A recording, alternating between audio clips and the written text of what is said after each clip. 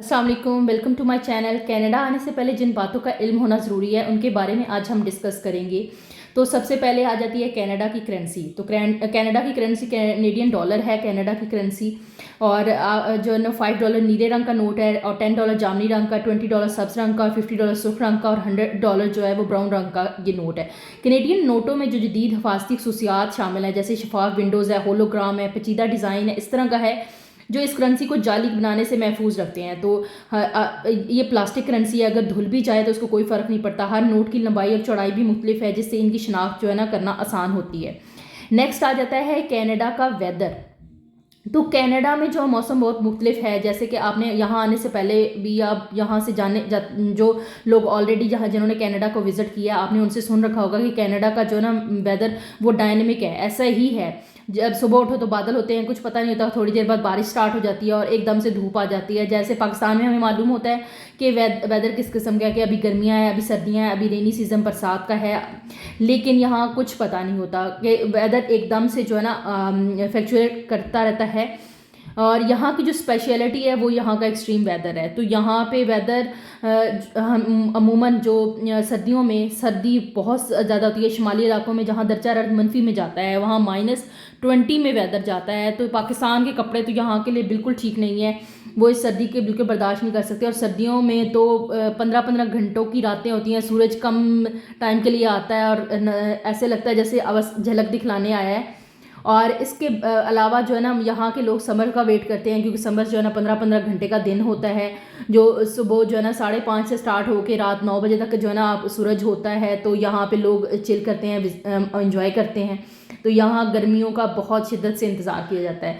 लेकिन गर्मियों में भी आपको समझ नहीं होती, आपको हर वक्त जो है ना बारिश से बचाव का सामान हमेशा साथ रखना होता है। नेक्स्ट आ जाता है आपका जो आईडी। तो यहाँ के जो है ना कनाडा में आपको अपने जो आईडी कार्ड्स हैं, जैसे पासपोर्ट हो गया, वीज़ा हो गया, इमिग्रेशन जो डॉक्यूमेंट्स हैं, जब भी आप कहीं आते जाते हैं आपको साथ रखने मस्ट होते हैं। क्योंकि जब तक आपके पास यानी यहाँ का आईडी कार्ड या ड्राइविंग लाइसेंस या हेल्थ कार्ड आपको हासिल नहीं होता, तब तक आपको ये रखने पड़ते हैं। कहीं भी आप जाएं आपको अपना आईडी कार्ड मस्ट चेकआउट करवाना होता है, ताकि कि आप 18 ईयर्स अबव हो या नहीं हो। यहाँ की जो है ना 21 जो है ना ईयर्स के बाद कुछ जगह या कुछ ऐसे काम हैं जिनके लिए आपको 21 साल जो है ना चाहिए होता है। तो वो आपने आपने अपनी एज प्रूफ करने के लिए भी आपको अपना आईडी कार्ड मस्ट दिखाना होता है। नेक्स्ट है डॉक्टर्स। पाकिस्तान से अगर आप आ रहे हैं तो आपको पता होना चाहिए कि कनाडा में जो इलेक्ट्रिक सिस्टम है ना वो 120 वोल्टेज है, जैसे कि पाकिस्तान में वो 220 वोल्टेज है। तो यहाँ के इलेक्ट्रिक सिस्टम और वहाँ के इलेक्ट्रिक सिस्टम में फ़र्क है। तो वहाँ के प्लग्स यहाँ पे नहीं लगते। तो यहाँ जब आपने आना है तो अपने जितने भी अपने अप्लायंस है जितने, तो उनके साथ आप अडॉप्टर मस्ट लेके आएँ। जैसे मोस्टली जो है ना यूनिवर्सल प्लग मस्ट लेके आएँ, जैसे आपके मोबाइल है, ये शेविंग मशीन या इस तरह के जितने भी एसेसरीज है, लैपटॉप वगैरह को आगे आप यूटिलाइज़ करने के लिए आपको यूनिवर्सल प्लग की मस्ट ज़रूरत है। नेक्स्ट है लैंग्वेज।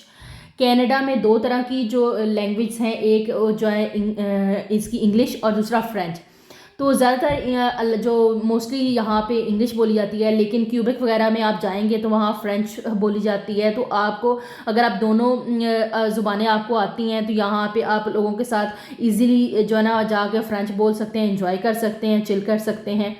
नेक्स्ट है क्लॉथ्स। यहाँ आने से पहले आपको यहाँ के क्लॉथ्स के बारे में भी पता होना चाहिए कि जिस तरह के डायनेमिक जो यहाँ का वेदर है उसके लिहाज से आपके कपड़े होने चाहिए। सर्दियों के लिहाज से कोट, जैकेट, दस्ताने और बूट होने चाहिए। और फिर उसके अलावा वो रेन प्रूफ होने चाहिए। जैसे कि आप फ़र वाले कपड़े पाकिस्तान में जो सर्दियों में हम अमूमन इस्तेमाल करते हैं आप ले आते हैं, लेकिन ये है कि वो स्नो में वो स्नो ऊपर से आप झटक देते हैं, वो चल जाता है। लेकिन अगर वो गलती से भी कुछ रह गया तो वो जल्दी से वो मेल्ट होगी और वो कपड़े एब्जॉर्ब कर लेंगे। लेकिन तो इस तरह के होने चाहिए कि जैकेट्स वगैरह के वो जो है रेन प्रूफ हो, कि वो चीज़ों को एब्जॉर्ब ना करें। नेक्स्ट आ जाता है जो कनाडा का टैक्स सिस्टम। तो कनाडा में मुख्तलिफ़ किस्म के टैक्स होते हैं, जैसे गुड्स एंड सर्विसेज टैक्स होते हैं, जीएसटी लगती है, और सूबाई सेल्स टैक्स होते हैं, पीएसटी होती है। इनकी शरह मुख्तलिफ़ सूबों में मुख्तलिफ होती है, तो ये डिपेंड भी करता है। लेकिन ये है कि आपको टैक्स सिस्टम के बारे में जानना बहुत ज़रूरी है, क्योंकि ऐसा ना हो कि आप फॉर एग्जांपल आपने कोई चीज़ परचेज़ करनी है, जैसे लैपटॉप परचेज़ करना है, आप उसकी एक्चुअल प्राइस देख के जाके परचेज़ करने जाओगे, लेकिन उस आपको जब वो परचेज़ करना है तो उसके ऊपर 13% आपको टैक्स भी होना है। तो साथ से पहले ही माइंड में रखें कि आप उसको कितना कैलकुलेट करके लेके जाएं कि ये तो उसकी प्राइस मेंशन है, इसके साथ 13% टैक्स लगना है, तो प्लस इतनी अमाउंट मेरे पास होनी चाहिए। जैसे कि पाकिस्तान में होता है, पाकिस्तान में एक फ़िक्स प्राइस लिखी हुई होती है, हमें उस पता होता है कि ये टैक्स इंक्लूडेड है इसके अंदर ऑलरेडी, और इसके ऊपर मज़ीद हमें टैक्स पे नहीं करना। लेकिन यहाँ पे कुछ पता नहीं होता, आपको टैक्स एक्स्ट्रा पे करना होता है। तो यहाँ पे टैक्सेस बहुत है, ऐसा नहीं है कि यहाँ पर कनाडा की गवर्नमेंट खूब टैक्सेस वसूल करती है और फिर वही टैक्सेस हमारी फैसिलिटीज़ को प्रोवाइड करने पे खर्च करती है। नेक्स्ट आ गया मल्टी कल्चर। तो कनाडा एक मल्टी कल्चरल कंट्री है, जहाँ मुख्तलिफ सकाफ़तों, मज़हब और नस्लों के लोग रहते हैं। ऐसा नहीं है कि यहाँ पे हम लोगों को ये कंसेप्ट होता है कि सिर्फ गोरे रहते हैं या पाकिस्तानी या इंडियंस रहते हैं, ऐसा नहीं है। यहाँ पे हर कंट्री के लोग आपको मिलेंगे। यहाँ पे कोरियंस हैं, चाइनीज़ हैं, अरब ममालिक से लोग हैं, तो अफ्रीकन है, तो मतलब आपको यहाँ पे हर तरह के लोग मिलेंगे। मल्टी कल्चर है, यहाँ पे हर मज़हब नस्ल के लोग आपको सकाफ़त के मिलेंगे। उसके अलावा यहाँ के ओपनिंग आवर्स का भी आपको पता होना बहुत ज़रूरी है। ऐसा नहीं है, यहाँ के जो दिन की रूटीन्स हैं वो डिफरेंट हैं। जैसे सर्दियों में है 15-15 घंटे की जो है ना रातें होती हैं, तो दिन एक छोटा शॉर्ट टाइम के लिए होता है, तो इसमें तकरीबन 4 बजे तक ऐसा होता है, 4 PM तक सब क्लोज़ हो जाता है। इसी तरह नेक्स्ट जब समर होता है तो उसमें जो है ना टाइमिंग्स 9 PM तक भी जा रही होती है, 10 PM तक भी जा रही होती है। कुछ जैसे 7-11 स्टोर्स हैं वो 24 आवर्स जो है ना ओपन होते हैं। तो आपको यहाँ पे पता होना चाहिए। जैसे वीकेंड्स हैं तो यहाँ वीकेंड्स पे कई दफ़ा ऐसा होता है कि काफ़ी सारे ऐसी शॉप्स हैं जो बिल्कुल बंद हो जाती हैं, तो आपने ऑलरेडी मेंटेन करके रखना है, यहाँ के सारी इन्वायरमेंट का पता करके रखना है, क्योंकि आपको बहुत परेशानी होने वाली है। यहाँ के जो लोग हैं वो कमाई से ज़्यादा अपनी फैसिलिटीज़ के ऊपर ज़्यादा ध्यान देते हैं कि भाई हमने बहुत कमा लिया, अब खर्च करने का टाइम है, तो वो अपना वीकेंड खूब चिल करते हैं। इसके अलावा नेक्स्ट आ जाता है आपका यहाँ पे फाइनेंशियल एजुकेशन। अगर आप ग्रेजुएशन करके पाकिस्तान से आ रहे हैं तो आपको बहुत कुछ पता होगा, लेकिन अगर आप 12 करके बच्चे जैसे यहाँ पे आते हैं तो उन्हें यहाँ का नहीं पता होता, तो उन्होंने यहाँ पे आके अपना ड्राइविंग रिकॉर्ड और क्रेडिट रिकॉर्ड दोनों अगर उन्होंने ख़राब कर लिए एक दफ़ा, तो उनकी ज़िंदगी समझें लिविंग है जो है ना हेल हो गई है। क्यों कि फॉर एग्जांपल आपको आते ही जो है ना $1000 का क्रेडिट कार्ड मिल गया है, तो आपने लगा कोई नहीं हम खर्च कर लेते हैं, बाद में पेमेंट कर देंगे। और अगर आपका जो ऑटो पे है वो ऑफ हो गया है या आपने बिल का ध्यान नहीं दिया, तो आपने जो आपके जो ब्लैक डॉट्स लगने स्टार्ट हो जाएंगे। बाद में हज़ारों लाखों जो है ना डॉलर्स अगर आप कमा लेते हैं, लेकिन ये चीज़ आपके रिकॉर्ड में एक मेंटेन हो जाएगी। अगर बाद में जब आप गाड़ी लेने जाते हैं, घर लेने जाते हैं, तो आपको बहुत सारी मुश्किलात का सामना करना पड़ेगा।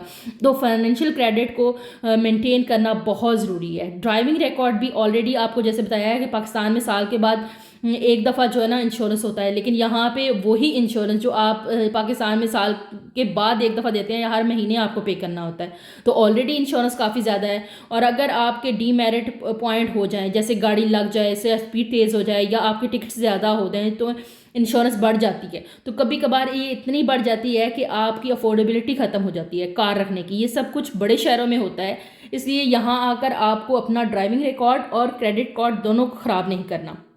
बाकी यहाँ के एटिकेट्स, यहाँ के लोग बहुत भी जो है ना पोलाइट और जेंटल हैं, बहुत पीसफुल हैं। आते जाते आपको 3-3 बार थैंक यू कहेंगे। आप किसी स्टोर में जा रहे हैं, कहीं भी जा रहे हैं, लोग आपको बड़ा वार्म वेलकम करते हैं। जैसे पाकिस्तानी हम एक दूसरे को देखें ना तो हम एक दूसरे को तेवर दिखाते हैं, एटीट्यूड दिखाते हैं। यहाँ पे ऐसा नहीं है। अगर आपका आई कॉन्टैक्ट हो गया है तो ये लोग आपको बड़ा ही स्माइल के साथ बड़ा फ्रेंडली वेलकम करेंगे। और यहाँ इनके कैनेडियंस के ऊपर तो बहुत सारी मीम्स बनी हुई है। ऐसा है कि यह आप अगर फॉर एग्जांपल गुजर रहे हो तो वो अपने दरवाज़ा बंद करने की तरफ जा रहे हैं, तो वो दरवाज़ा खोल के आपका इंतज़ार करेंगे कि आपके मुंह के ऊपर दरवाज़ा नहीं बंद करेंगे, कि आपको जो है ना वो इनवाइट कर रहे हैं, एक तरह का इनविटेशन दे रहे हैं कि आप अंदर आ सकते हैं, आपके लिए हमारे घर के दरवाजे खुले हैं। तो कैनेडियन इतने जो है ना मतलब फ्रेंडली जो है ना हैं। और यहाँ पे ओवरऑल सारे लोग ही मतलब क्योंकि देखा देखी लोगों के रवैयों में बहुत फ़र्क आता है। नेक्स्ट आ जाता है जो है ना कनाडा के बारे में जो है एक छोटी सी अमूमी मालूमात भी आपको होनी चाहिए कि कनाडा रकबे के लिहाज से दुनिया का दूसरा बड़ा मुल्क है और इसकी आबादी तकरीबन 38 मिलियन है। इसका जो दारुल हुकूमत है वो ओटावा है और बड़े जो इसके शहर हैं उसमें टोरंटो, वैंकूवर, मॉन्ट्रियल और कैलगरी आते हैं। और ये इसकी माशियत बहुत मुस्तहकम है और जो लाइफ स्टाइल है वो तो कह सकते हैं कि बहुत ज़बरदस्त है भाई, आला मेयार ज़िंदगी है।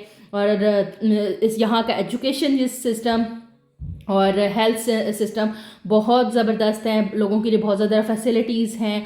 तो ये एक छोटा सा ओवरव्यू था आपके लिए कि आप कनाडा आने से पहले आपको इन बातों का पता होना ज़रूरी है या आपको पता होना चाहिए यहाँ के बारे में। उम्मीद है कि ये आपके लिए काफ़ी इन्फॉर्मेटिव होगी कि कनाडा में रहने और यहाँ की ज़िंदगी का बेहतर तजर्बा आप कैसे हासिल कर सकते हैं, आप कैसे किन किन चीज़ों में अपने आप को ग्रूम कर सकते हैं और कौन कौन सी चीज़ें किस किस तरह से रिजॉल्व कर सकते हैं। इंशाल्लाह फिर मिलेंगे ऐसी ही कुछ इन्फॉर्मेटिव वीडियोस के साथ। तब तक के लिए अल्लाह हाफिज़।